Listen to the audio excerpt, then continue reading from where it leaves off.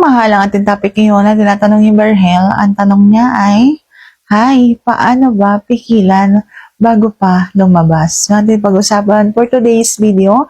Interesado ka bang malaman kung ano ang kasagot? Please keep on watching.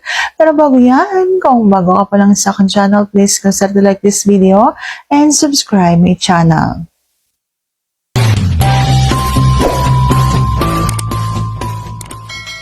Dapat po pisilin mo ng bahagya yung ulo ng iyong tea tapos ipasok mo ulit. Yan yung unang magagawa mo kapag halimbawang mabilis kang malalabasan o kaya naman nandyan na tapos ayaw mo pang matapos.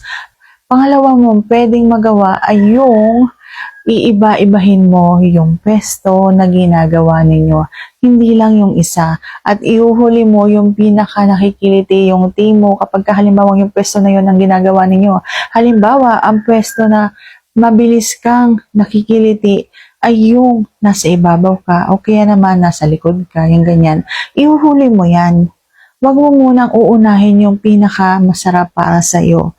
Dapat unahin mo yung hindi ka masyadong nakikiliti, yung ganyan. Kung ikaw yung lalaki na hindi mabilis lalambot, gawin mo yung iba-ibang pwesto. Okay? Pero kung ikaw yung lalaki na mabilis lalambot, dapat wag mo nang patagalin. Hayaan mong lumabas yan. Kapag lumabas yan, trabahuhin mo naman yung babae. Hindi yung kapag halimbawang nakatapos ka na, tapos na talaga. Dapat tatrabahuhin mo din yung babae para makatapos din siya. Kasi hindi naman dapat na pagtapos ka na, wala na. Dapat gagawa ka ng paraan para magtuloy-tuloy yung sarap na nararamdaman ng iyong asawa. Okay? So, wag mo siyang papabayaan. Dapat hindi laging ganun kasi ang isang babaeng lagi na papabayaan, hindi naglalawa yung kanyang bulaklak.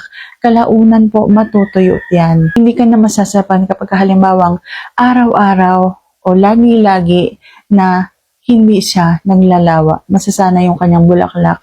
Kumbaga, hindi tumatagos yung dilig na iyong binibigay. Okay? Hindi tumatagos sa kanyang mga ugat-ugat. Kaya dapat po, makakaranas din ang isang babae na makakatapos. So, sana sagot na tamang itanong. And if you like this video, please consider to like this video and subscribe my channel. Thank you for watching. See you on my next vlog.